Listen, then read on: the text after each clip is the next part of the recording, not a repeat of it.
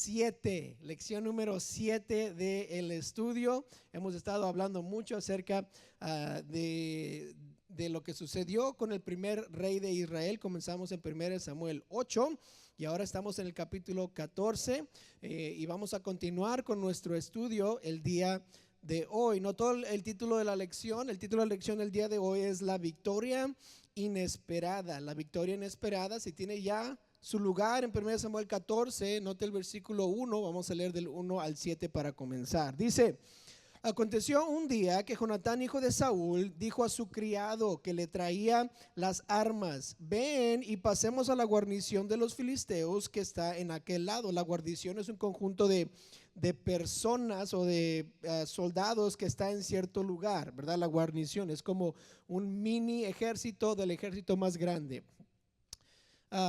Ven y pasemos a la guarnición de los filisteos que está a aquel lado. Y no lo hizo saber a su padre. Versículo 2. Y Saúl se hallaba al extremo de Gabaa, debajo de un granado que hay en Migrón, y la gente que estaba con él era como 600 hombres. Y Ahías, hijo de Ahitob, hermano de Icabod, hijo de Finees, hijo de Elí, sacerdote de Jehová, en Silo, llevaba el efod, y no sabía el pueblo que Jonatán se hubiese ido. Ahora, Ahías, hijo de Ahitob, hermano de Icabod, hijo de Finees, hijo de Elí, nos dice mucho de qué es este sacerdote. Hijo de Elí, ¿se acuerdan? Elí fue el sacerdote que Ana interactuó con Ana. Y Ana pidió por un bebé. Samuel le nació y después tomó el bebé Samuel y se lo dio ¿a cuál sacerdote? A Elí, para que lo criara. Elí tenía dos hijos, Finees y Ofni, y estos dos eran malos sacerdotes, ¿verdad? Y empezó una guerra con los filisteos. En 1 Samuel 4, Finees y Ofni se fueron con el arca de Jehová. El arca de Jehová se la robaron y en esos momentos mataron a Finees y a Ofni, los hijos de Elí. Icabod, hijo de Finees, que ¿quién era? Es el hijo que nació porque la esposa de Finees, él le dieron la noticia a la esposa de Finees: tu esposo está muerto, tu suegro está muerto, el arca de Jehová ha ido, y estaba encinta. Empezó a dar luz en esos momentos por la noticia. Salió el bebé casi y luego le dijeron: ¿cómo quieres que se llame el bebé? Icabod, que significa ha traspasado la gloria de Jehová. De aquí, ¿verdad? Ya se fue de aquí el nombre de Icabod. Note, Ahitob es el hermano de Icabod, ¿ok? Y luego el hijo de Ahitob es el sacerdote. Ya sabemos quién es, ¿verdad? Fácil. Ok, sigamos, versículo 4. Y entre los desfiladeros por donde Jonatán procuraba pasar a la guarnición de los filisteos, había un peñasco agudo de un lado y otro del otro, y el uno se llamaba Boses y el otro Cené. ¿Qué es un desfiladero? Es donde afilaban las cosas que usaban para labrar los campos. ¿Se acuerdan? La semana pasada aprendimos que en Israel no había armas, no había espadas, y tenían que ir a afilar todos sus utensilios, sus herramientas con los filisteos. Y donde iba Jonatán a afilar todas las cosas, ahí es donde está ahorita. Uno de los peñascos, versículo 5, estaba situado al norte hacia Micmas, y el otro al sur hacia Gabaa. Y dijo pues Jonatán a su paje de armas: ven, pasemos a la guarnición de estos incircuncisos, quizá haga algo Jehová por nosotros, pues no es difícil para Jehová salvar con muchos o con pocos. Y su paje de armas le respondió: haz todo lo que tienes en tu corazón, ve pues, aquí estoy contigo a tu voluntad. Por las acciones de Jonatán, Dios les da la victoria a Israel. La única realmente razón que el pueblo de Israel pudo ver victoria en estos momentos fue por lo que hizo Jonatán en este capítulo. La semana pasada aprendimos muchas cosas de esta batalla. ¿Qué aprendimos? Que el pueblo de los filisteos tenían mucha gente, 6,000 caballos, 30,000 carros, ¿verdad? Jinetes, y tenían muchas cosas, y la Biblia dice un sinnúmero de soldados que tenía el pueblo de los filisteos que no podían contar, que era como la arena del mar. ¿Y cuántos tenían los israelitas? 3,000. Y en el momento que vieron al otro ejército venir, ¿cuántos hubo? ¿Se acuerdan? 600. Empezaron a huirse, se empezaron a ir para allá, para acá, a esconderse, y al final del capítulo 13 sabemos que solo hay como 600 personas. Y hasta nos dicen al principio del capítulo 14 que con Jonatán solo había ¿qué? Como 600 personas, o 600 soldados. Eso es lo que aprendimos el pueblo de la semana pasada. También aprendimos que Saúl y el pueblo de Israel tenían la desventaja. Estaban desesperados y no tenían armamento, y por eso Saúl cometió el gran error que cometió. ¿Cuál fue el error que cometió Saúl? Que se adelantó al holocausto. No esperó a que Samuel viniera para dar el holocausto. Y repasemos, ¿quién es por ley israelita que solo puede dar los holocaustos? Los sacerdotes. ¿Y a quién se les dio el sacerdocio? A los levitas. ¿Y qué era Benjamín? ¿Quién era Saúl? Saúl era un benjamita, y a un benjamita no podía ofrecer los holocaustos. Sin embargo, ¿qué es lo que quería Saúl? Saúl quería la bendición de Dios. Entonces se adelantó y él ofreció el holocausto porque pensó: si ofrezco el holocausto, pues Dios me va a bendecir. Pero lo ofreció erróneamente, equivocadamente. Él quiso la bendición de Dios, pero no quiso seguir a Dios. Y para Dios, obediencia es mucho más importante que sacrificio. Lo vamos a ver más después en el libro de Primera de Samuel. Y Dios le dice a Saúl por medio de Samuel: por esta acción se ha quitado la perpetuidad de tu reino. Ya no vas a tener herederos como rey. Tú vas a ser el único rey de Israel, de tu familia. Y ahí, en ese momento, Dios escogió quitarlo del reinado. Es desechado, ya no tiene descendencia ahí. Y luego llegamos en este momento, en el capítulo 14, y todavía están enfrentando a los filisteos. Nada ha cambiado en la situación. Siguen en desventaja, siguen desesperados y siguen sin armamentos. Pero la historia no acaba ahí.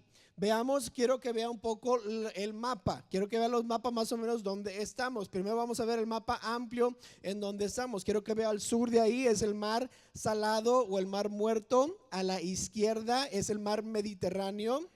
El río que va del mar Muerto para arriba es el río Jordán. Y note dónde está Filistea, aquí a la izquierda, Israel allá arriba.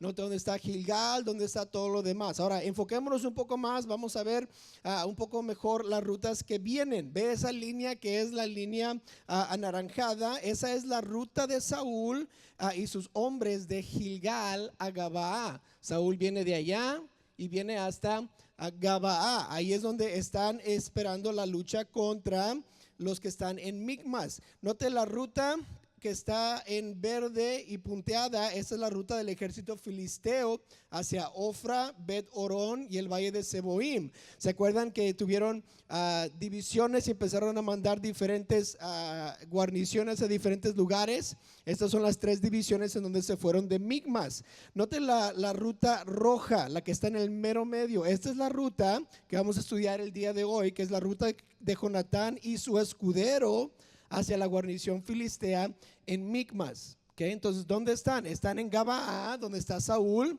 Jonatán y Saúl están aquí en el medio, en Gabaa. Y luego Jonatán y su escudero o su paje de armas se van más al norte para estar en Micmas. Ahora, después de lo que hablamos el día de hoy, la próxima semana vamos a hablar de la ruta amarilla, que es lo que Jonatán hizo al perseguir a los filisteos hasta Bet Aven, como vamos a ver el versículo 23, hasta ahí se fueron. Y luego la morada es la que Saúl tomó para continuar huyendo o corriendo a los filisteos. Entonces los filisteos se van más para allá porque van a regresar a Filistea, pero eso ya es la próxima semana. Entonces ahí es donde estamos. No hay mucha distancia entre Micmas y Gabaa, y la pelea está ya se está apretando, se está ardiendo un poco y está siendo un poco más feroz. Interesantemente, el que gana esta batalla en el capítulo 14 no es Saúl. Vimos en el capítulo 12 que Saúl ganó la batalla, que él fue, que el Espíritu Santo de Dios vino sobre él y él tomó acción y pudo ganar la batalla, a pesar de que no era técnicamente rey, todavía había sido ungido, pero no había sido impuesto como rey. De todas maneras, tomó acción y ganó la batalla. Aquí en el 14 vemos a un Saúl un poco diferente y él no gana esta batalla. Jonatán, su hijo, no es el rey, sino es el hijo del rey, y él no le corresponde la responsabilidad de proteger y ganar esta batalla. Pero de todos modos, Jonatán toma la situación bien serio y dice: tengo que hacer algo acerca de esta situación, tengo que ayudarle a mi papá, tengo que estar listo para hacer algo para ganar contra los filisteos. Cuando hablamos del paje de armas, el paje de armas es la persona que carga las armas del soldado, y no cualquier soldado, sino los que tenían una posición alta, los que eran los centuriones tal vez, o las personas que estaban encargados, los capitanes, los generales, el rey, tenían sus escuderos, se les llama a veces, o paje de armas. Se lo podríamos comparar como el caddy que tienen los golfistas, ¿verdad? Los que van, los profesionales van a jugar al golf y usted los ve en la tele y tienen a un cuate ahí detrás de ellos, ¿verdad? Con la bolsa de palos de golf. Ahora, yo no sé usted, pero cuando yo jugaba golf hace unos 15, 20 años, yo no tenía un caddy. ¿Por qué? Porque yo no soy profesional. Yo jugaba por diversión. Yo tenía que cargar mis propios palos. ¿Por qué? Porque no era importante. Es lo mismo con un paje de armas. Solo algunas personas tenían escuderos o pajes de armas que podían ayudarles con sus cosas porque tenían cierta importancia. Entonces, el paje de armas no era nadie, solo era el que iba a ir con Jonatán, el que no tenía ninguna opción más que ir porque estaba llevando las armas de Jonatán. Ahora, Jonatán y su paje toman esta emprenda y es una emprenda muy peligrosa. ¿Cuántos están en Micmas de los filisteos? Miles con miles con miles de personas. ¿Con quién va Jonatán? La Biblia nos dice con él y su paje.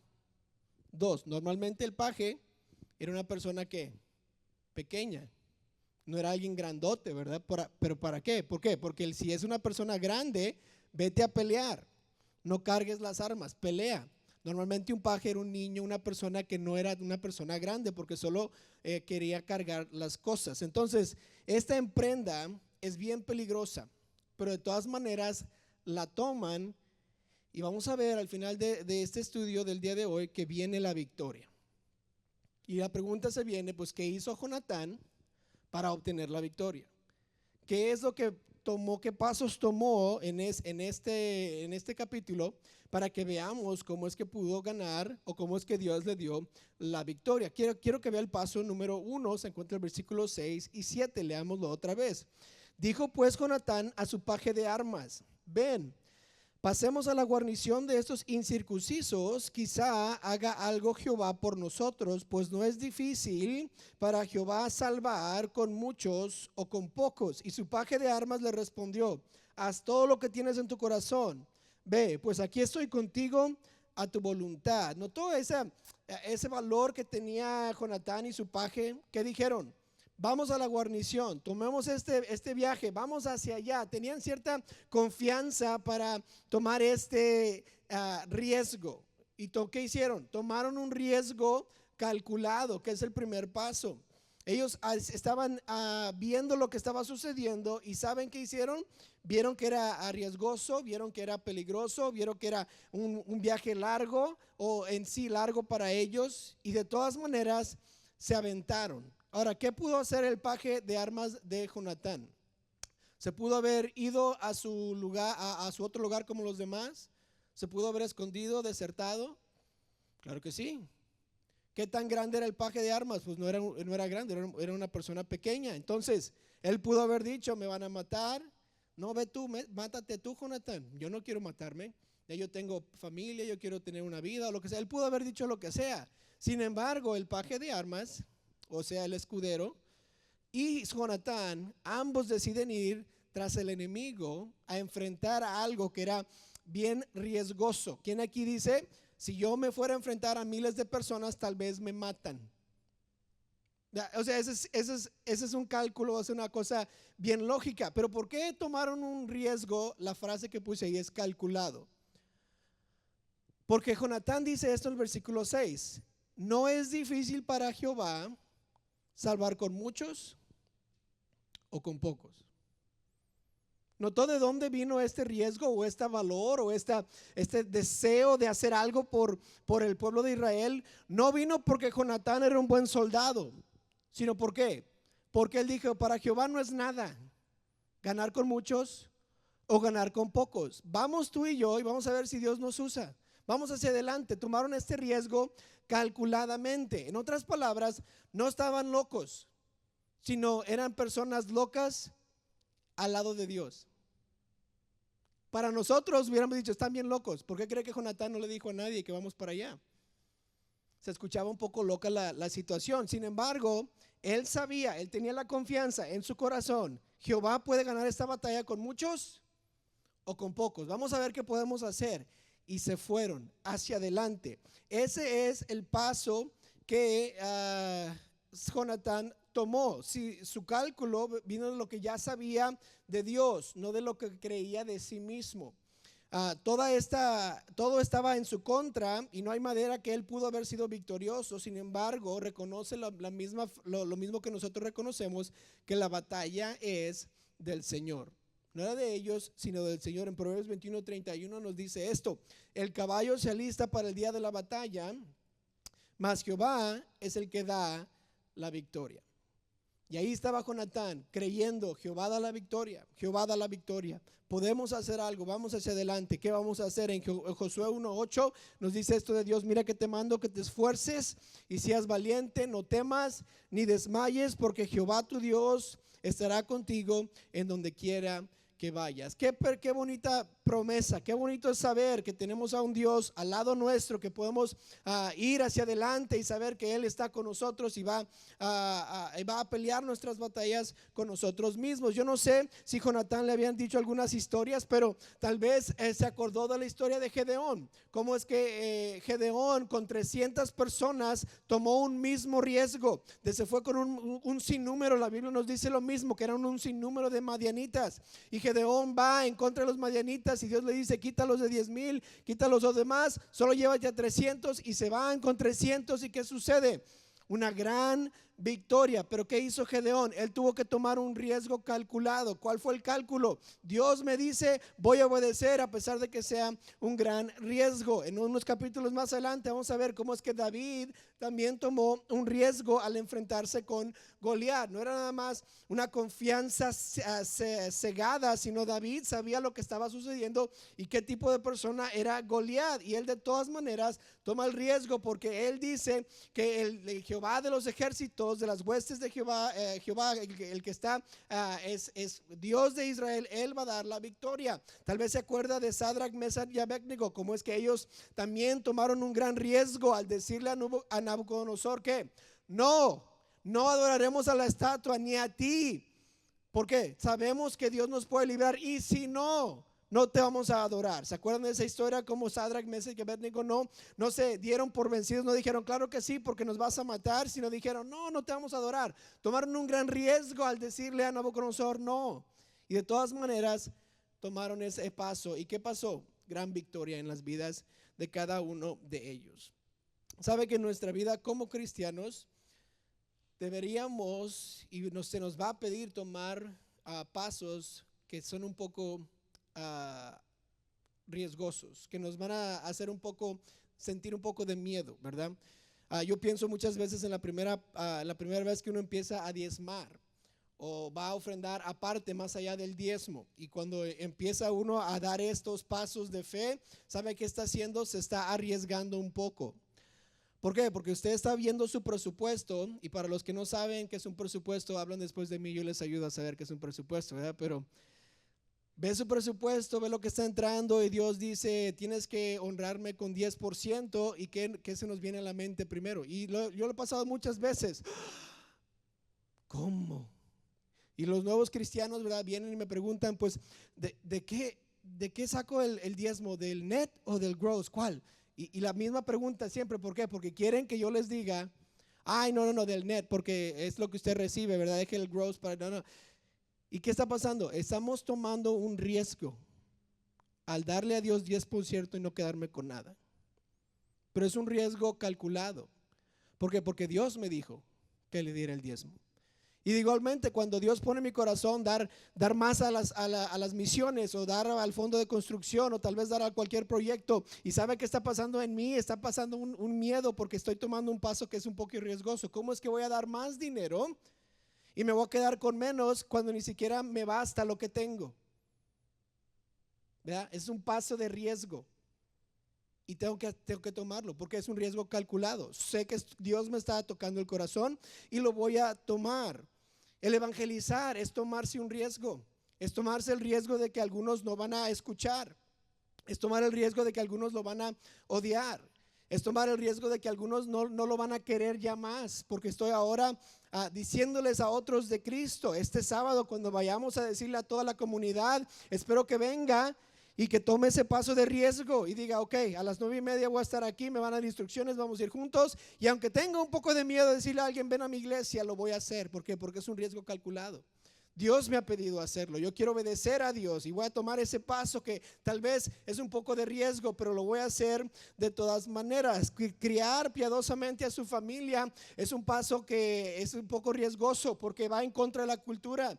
No le va a tener que decir a su familia, nosotros no vemos ese canal, nosotros no vemos esas cosas, nosotros no hacemos así, nosotros queremos seguir la Biblia y vamos a ser ridiculizados y la gente nos va a ver como raras y nos van a poner una etiqueta, ¿verdad? De que no hables con los aleluyas que están por allá, te van a hacer locos y que no sé qué vamos a hacer nosotros. Ay, es que no sé si debo tomar este paso porque es un poco riesgoso. La gente ya no me va a ver igual, no me voy a hacer, no voy a ser la persona que todos ven como la gran persona de la comunidad y me van a ver como loco. ¿Y sabe qué tengo que hacer?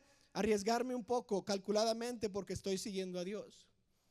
Porque Dios es el que me está pidiendo tomar este paso. Es un riesgo calculado. El riesgo que yo tomo como cristiano para ser victorioso no es un riesgo sin esperanza, sino es un riesgo basado en las promesas de Dios.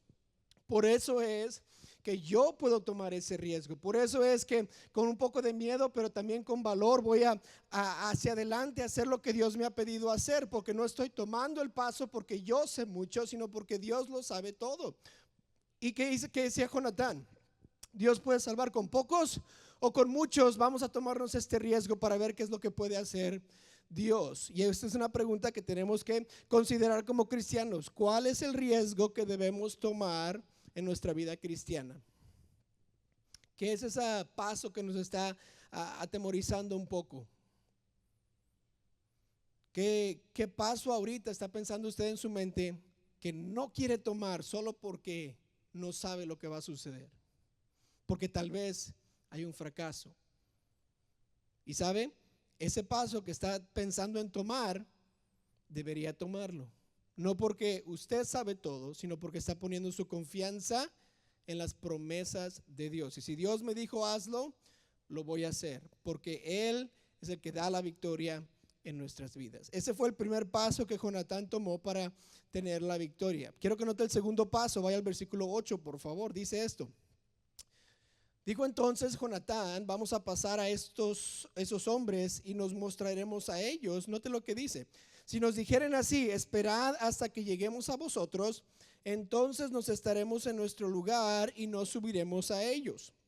Mas si nos dijeren así, subid a nosotros, entonces subiremos, porque Jehová los ha entregado en nuestra mano y esto nos será por señal. ¿Notó lo que está Jonatán diciendo? Fuimos hasta Micmas, ahora vamos a hablar con los filisteos y vamos a decir, nos dejan pasar. Y si nos dicen no, tomaremos como señal de Dios. Si nos dicen pasen, tomaremos como señal de Dios. ¿Y qué más dice? Versículo 11. Se mostraron pues ambos a la guarnición de los filisteos y los filisteos dijeron, he aquí los hebreos que salen de las cavernas donde se habían escondido. Wow. ¿Qué es eso? Los filisteos pensaron que Jonatán y el paje de armas eran ¿quiénes? Hebreos huyendo de Israel. ¿Qué quiere decir? Que ya había pasado que había hebreos que ¿a dónde se fueron? Desertaron y se fueron con el enemigo. Qué interesante, ¿verdad? Otros que se están yendo, sí, pasen. Nota el versículo 12. Los hombres de la guarnición respondieron a Jonatán y a su paje de armas y dijeron: subid a nosotros y os haremos saber una cosa. Entonces Jonatán dijo a su paje de armas: sube tras mí, porque Jehová los ha entregado en manos de Israel. Jonatán ya está listo. Ya dijo subid, eso quiere decir que Dios quiere que subamos. Y subieron. ¿Y qué hicieron? Versículo 14. 13. Y subió Jonatán trepando con sus manos y sus pies. O sea, imagínense como una película, ¿verdad? Va, subiendo bien rápido. Y dice: y tras él su paje de armas, y a los que caían delante de Jonatán, su paje de armas que iba tras él los mataba. Wow. Subió, sacó su espada y pum, empieza a pegarle a todos. Y empiezan a caerse. Y el paje de armas está tras Jonatán y dice: sigue respirando. Ok, sigue respirando. Y empieza a matar. Está bien fácil matar a los filisteos, porque Jonatán hizo la tarea mayor, y viene el paje de armas y cortando cabezas, o no sé qué estaba haciendo, ¿verdad? Pero estaba una y otra vez matando a los filisteos, y Jonatán sigue y sigue haciendo eso. Y luego dice versículo 14: y fue esta primera matanza que hicieron Jonatán y su paje de armas, como 20 hombres en el espacio de una medida yugada de tierra. Note lo que pasó, versículo 15. Y hubo pánico en el campamento y por el campamento, y entre toda la gente de la guarnición y los que habían ido a merodear, también ellos tuvieron pánico. Estos son los que eran en las rutas verdes, punteadas que vimos. Estos son los que fueron a merodear. Ellos también tuvieron pánico, y la tierra tembló. Hubo pues gran consternación. Pregunta: ¿cuántos mató Jonatán y su paje? 20. Y por 20, ¿qué hubo? Gran pánico. ¿Y qué sucedió? Todos empezaron a correr y dijeron que algo está pasando. ¿Qué va a pasar? Y todo comenzó porque Jonatán recibió esto. Número 2, esperó la señal del Señor. Sabía que Dios podía ganar con pocos y con muchos, pero él se fue y dijo: si nos dicen pase, vamos a ir y vamos a hacer lo que vinimos a hacer para ver qué es lo que Dios puede hacer. Si nos dicen no puedes pasar, nos regresamos. ¿Y qué es lo que Dios usó aquí? Dios usó a los cobardes y los que huyeron para darle entrada a Jonatán y a su paje de armas. Fueron, y los filisteos ni en cuenta, pensaron que estas personas no tenían espadas, me imagino. Tal vez decían: otros están huyendo, que está bien, vénganse, aquí los tenemos, todos prisioneros de guerra. Pero Jonatán entra y empieza a matar a gentes. El paje de armas mata, pero solo entraron confiadamente. Sabían que Dios estaba, que podía ganar con muchos, pero esperaron la señal del Señor. ¿Quién más esperó una señal del Señor antes de llevar a cabo una acción? Gedeón, ¿se acuerdan?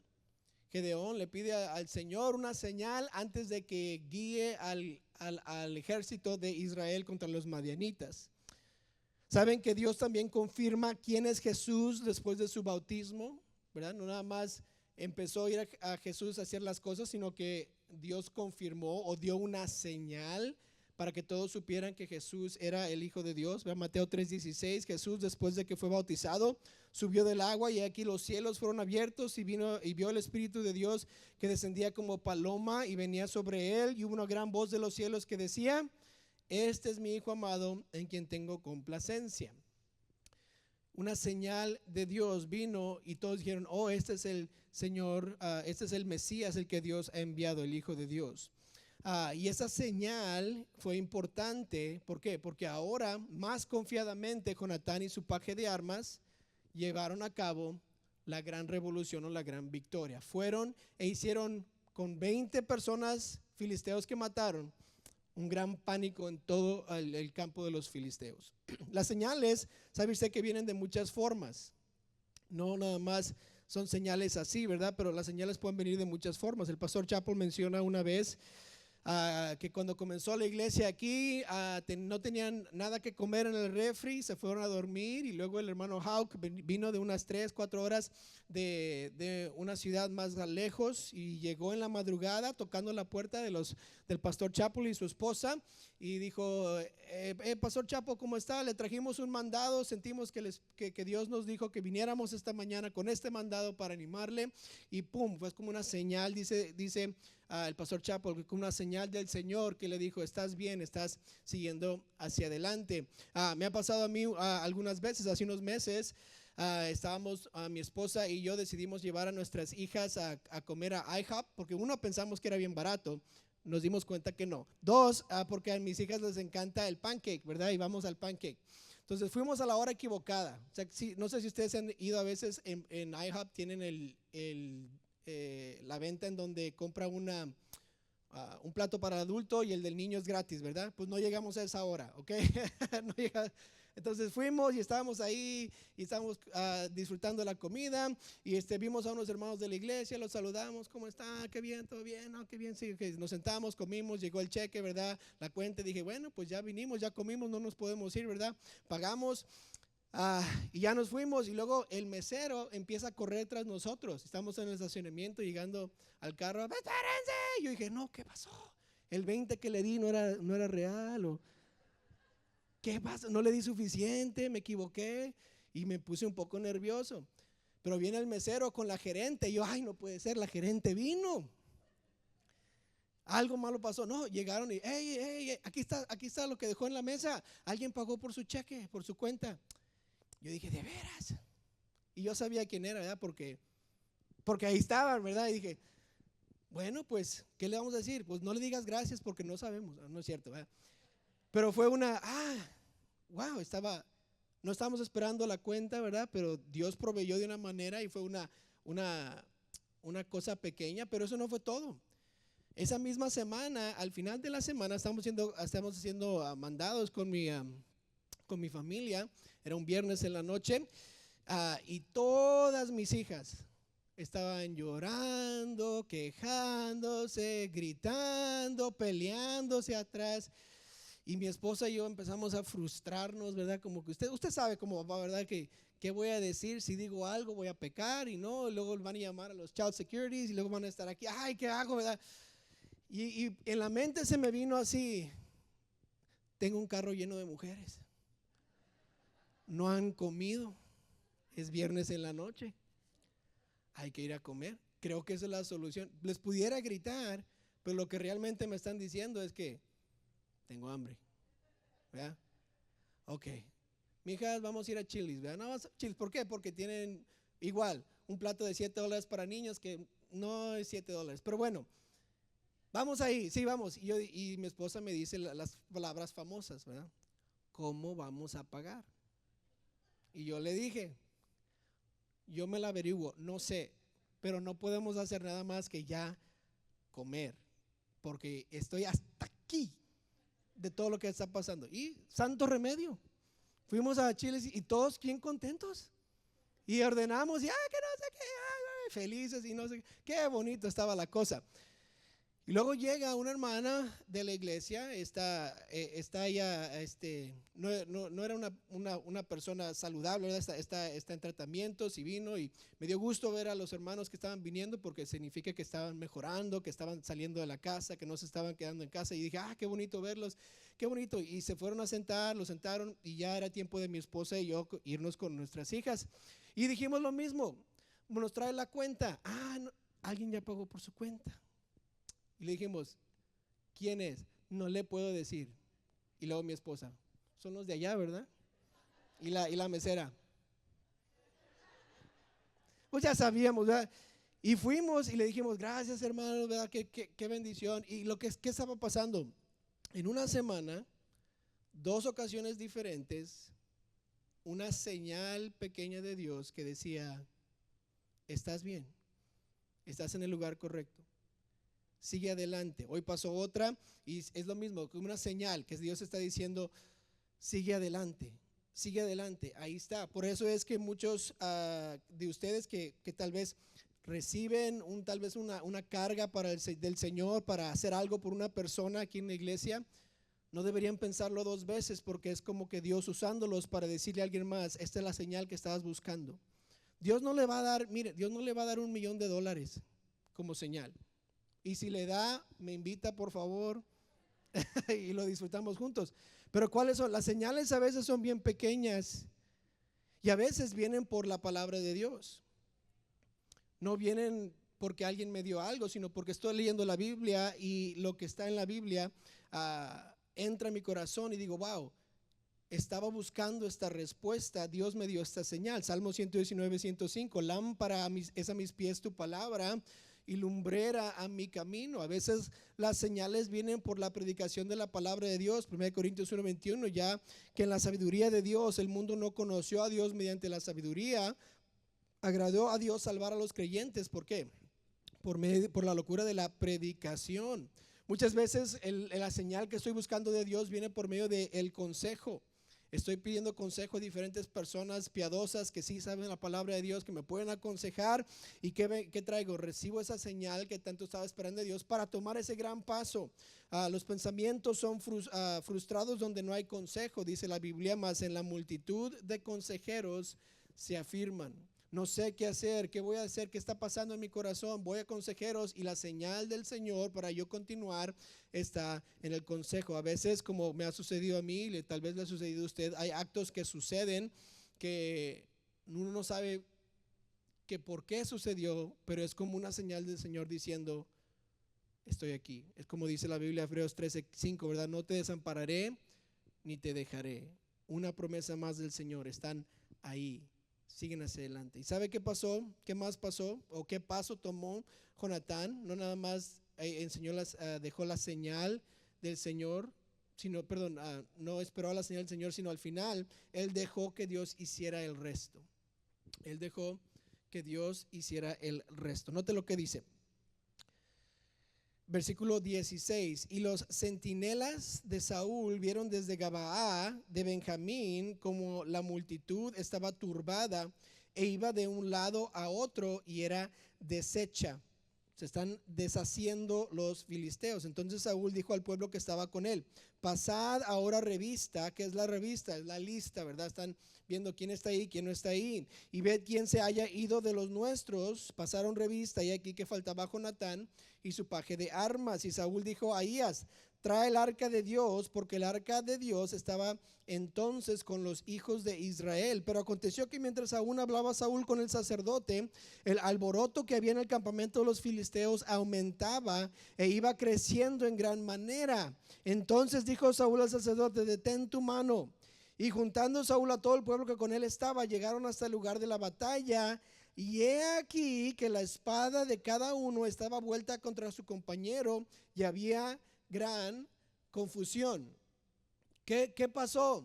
Jonatán mató a 20, empezó un gran pánico y todos los filisteos se están matando a sí mismos. Eso es lo que está pasando. Ahora, ¿quién hizo que los filisteos, como decimos aquí, se paniquearan? Dios. ¿Quién los confundió? Dios. Dios estaba esperando el paso de Jonatán, la fe de Jonatán, el ir hacia adelante, ver la señal y hacer algo por el Señor. ¿Y saben quién acabó la batalla? Dios. Jonatán lo comenzó, digámoslo así, pero Dios lo acabó. Él estaba ahí. Nota el versículo 21: y los hebreos que habían estado con los filisteos de tiempo atrás, wow, y habían venido con ellos desde los alrededores del campamento. Estos los que huyeron, de los 3,000 a 600, algunos que se desertaron y fueron con el enemigo. ¿Qué están haciendo ahorita? ¿Ven todo el desorden? Ok, vamos con Israel. Qué cobardes, ¿verdad? Se fueron con el enemigo, ahora está perdiendo el enemigo, se regresan con Israel. Dicen, se pusieron también al lado de los israelitas que estaban con Saúl y con Jonatán. Asimismo, todos los israelitas que se habían escondido en el monte de Efraín, oyendo que los filisteos huían, también ellos los persiguieron en aquella batalla. Ya estamos ganando, ok, voy a salir. ¡Hey! Vamos a ganar. Cobardes, miedosos, ahí están. Pero ¿qué pasó? Por lo que Jonatán hizo, Dios confundió a los filisteos, y todo el ejército que se había desertado, que estaba temeroso, regresa. Y ya tienen el ejército que tenían antes y están persiguiéndolos. Versículo 23 nos dice: así salvó Jehová a Israel aquel día, y llegó la batalla hasta Bet-aven. Así salvó Jehová, porque Jonatán decidió tomar un riesgo calculado, esperar la señal de Dios para tomar la acción y después dejar que Dios hiciera lo que él necesitaba hacer. Pablo le dice a los corintios esto: yo planté, Apolos regó, pero el crecimiento lo ha dado Dios.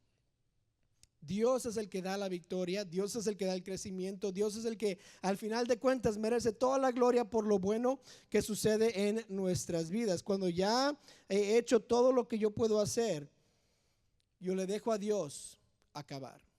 Confío que Él va a dar la victoria. Ahora quiero acabar con este pensamiento esta tarde. Dios dio la victoria a pesar de lo que Saúl hizo en el capítulo anterior. Al desesperarse, Saúl cometió un pecado y Dios le quitó el reino de su descendencia. Pero de todas maneras, Dios le dio a Israel la victoria en esta batalla.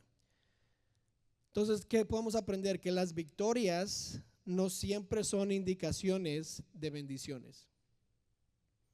Dios va a ganar y Dios nos va a dejar perder a veces, pero solo porque tengo una gran victoria en mi vida no significa que Dios me está bendiciendo por las acciones que tomé.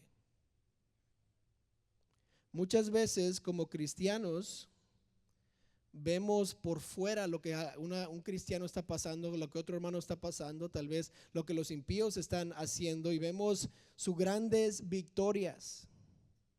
Y decimos: Señor, las palabras clave, las palabras famosas: ¿por qué no me bendices como a ellos? Cuando no ponemos, no lo encajamos bien, y las victorias no siempre significan bendiciones. Mire, Saúl, si hoy hubiera esperado, hubiera tenido esta victoria y el reino por siempre. Se desesperó y la victoria que tanto deseaba, de todas maneras sucedió. ¿Para qué desesperarse? Dios les iba a dar la victoria, solo que Saúl fue impaciente. Entonces usted y yo, ¿qué podemos aprender? Tomemos riesgos calculados. Cuando Dios dice: toma este paso, lo voy a tomar. Esperemos la señal de Dios para tomar ese paso, decir: sí lo voy a tomar, sí lo voy a tomar, voy hacia adelante. Y si estoy pensando y dudando, espero que Dios me dé una señal y voy a seguir hacia adelante. Y al final voy a dejar que Dios gane. ¿Por qué? Porque la victoria es de Él. Si Él quiere ganar, si Él quiere darnos la victoria, nos las dará. Si Él no las da, no nos las da. Pero ¿qué voy a hacer al final? Yo siempre quiero ser obediente, a pesar del resultado. Solo porque una victoria sucede no significa que Dios estaba bendiciendo a esa persona.